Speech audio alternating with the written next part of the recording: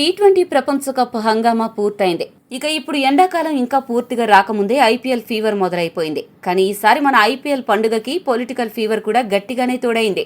IPL సమయంలోనే కొన్ని రాష్ట్రాల్లో ఎన్నికలు జరగనుండడంతో ఐపీఎల్ మ్యాచ్లు ఎప్పుడు నిర్వహిస్తారు అనే విషయంపై ఇంకా పూర్తి క్లారిటీ రాలేదు.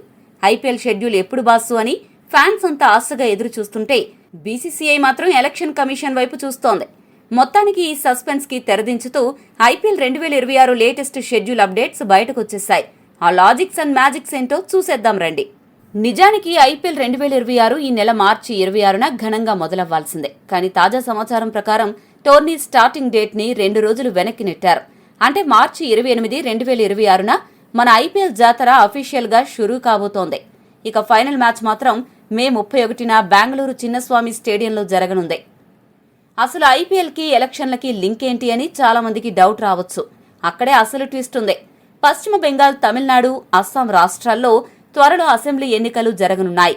సీఎస్కే, కేకేఆర్ జట్ల హోమ్ గ్రౌండ్స్ తో పాటు Rajasthan Royals second home ground అయిన గౌహతిలో మ్యాచ్లు జరగాలి అంటే భారీగా పోలీస్ సెక్యూరిటీ కావాలి.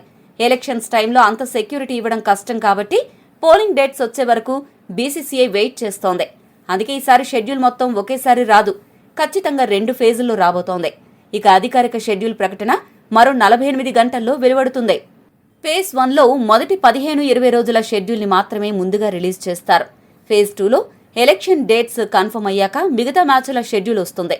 గతంలో 2009, 2014, 2019, 2024 ఎలక్షన్స్ టైంలో కూడా సరిగ్గా ఇదే జరిగింది. డిపెండింగ్ ఛాంపియన్స్ గా బరిలోకి దిగుతున్న రాయల్ ఛాలెంజర్స్ బెంగళూరు ఈ సీజన్ ఫస్ట్ మ్యాచ్ ఆడనుంది. మార్చి 28న బెంగళూరు వేదికగా జరిగే ఈ ఓపెనింగ్ మ్యాచ్లో ఆర్సీబీ పంజాబ్ కింగ్స్ తో తలపడే ఛాన్స్ ఉందని రిపోర్ట్స్ చెబుతున్నాయి. ఇంకో కిక్కిచ్చే విషయం ఏంటంటే ఈసారి 74 కాదు, ఏకంగా 84 మ్యాచ్లతో రాబోయే 2 నెలల పాటు నాన్ స్టాప్ ఎంటర్టైన్మెంట్ గ్యారంటీ.